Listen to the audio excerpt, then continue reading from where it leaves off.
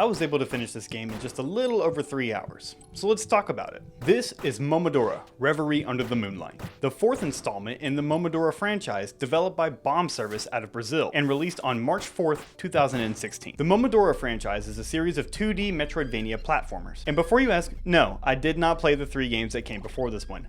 Don't come at me, I will get around to them. In Momodora, you play as a priestess that is trying to fight back a curse that is ravaging this land and spreading to your homeland. Your weapon of choice? Leaf. But it's stronger than you think. You do also have a bow and arrow that does considerable damage as well, especially when you're able to charge it up. In this game, you do start out with a roll and a double jump right off rip, which makes platforming and combat a little bit easier from the get-go. The combat in this game, while extremely simple, does feel very good. The leaf does a fair amount of damage and the bow really helps in certain scenarios. The controls of this game are super tight, which aid to the combat feeling as good as it does. However, Momodora does feature one of my least favorite Metroidvania mechanics when it comes to combat: contact damage. I do understand why contact damage is in some Metroidvania games, but I can't help but be a little disappointed every time I realize that it is in the game that I'm playing. Go ahead, come at me, call me a casual, explain to me why it's necessary in some games. I'm gonna hate it regardless. You're not gonna change my mind, I'm sorry. Momodora is another beautiful pixel art Metroidvania. But you know what other Metroidvania game has beautiful pixel art? Shattered Divinities. I just made a video on that last week and you should go check it out. I'll link it right here. While you're over there, make sure you like and subscribe and leave a comment on the video. Tell me if you've played the game and what you liked and disliked about it. I promise I don't only play pixel art Metroidvanias, contrary to what the next handful of videos are going to be. I'm sorry, we will get back to 3D games soon. The level design feels pretty okay in this game by my ignorant standards. I didn't have any problems with it. There is either plenty of backtracking in this game, or I do a really bad job at finding where to go. But either way, the backdrops of this game and the level design do make it a little worth it to get lost every now and then. Or a lot if you're me. The bosses in this game are a pretty good time. Most of them are pretty simple with your standard Metroidvania mechanics and a little bullet hell mechanics every now and then. There are specifically 2 bosses in this game that I want to point out. The first is Lubella, my favorite boss of the game.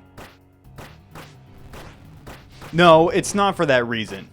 It's for yeah, it's for that reason. I mean, your literal attack point is her chest. So, I mean, can you blame me? Anyway, moving on. The other boss I wanted to point out was Derelict Frida. I had the hardest time beating this boss. This was the only boss, or really the only point in the game that had me genuinely frustrated. The rest of the bosses were pretty simple and enjoyable encounters. Now, with boss fights, obviously comes the deaths. And I just want to point out this sound effect that your character makes when you die.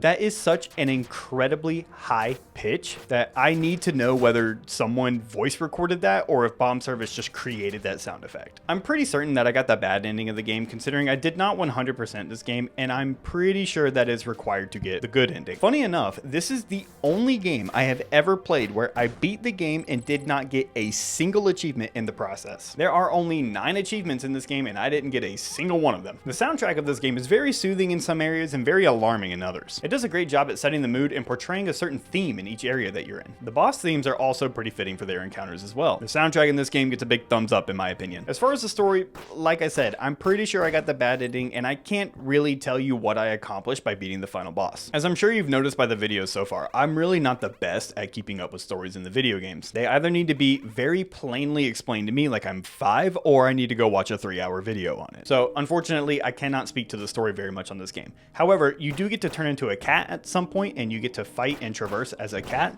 and that's pretty cool. When I inevitably return to the Momodora franchise, I will make sure to pay more attention to the story and be able to tell you what the games are about at the end. Overall, I really enjoyed my very short time with this game. Momodora Reverie Under the Moonlight is going to get a solid 8.5 out of 10 for me. The level design is very nice. Pixel art is gorgeous. I really enjoy the sound effects, which give kind of a retro vibe. The bosses in this game are a pretty good time. The soundtrack is awesome and the combat is simple yet very enjoyable. If you enjoy pixel art Metroidvanias and you don't mind a super short game, I highly recommend you pick this one up. And that's all from me. If you like what I do, please consider liking and subscribing, and leave a comment down below. Did you play this game? What'd you like about it? What'd you hate about it? Let's have a conversation. Don't forget to check me out on Twitch and TikTok for when I stream these games to make a review on them. We are still drudging through Blasphemous 2. It has been a whirlwind. But until next time, stay safe out there.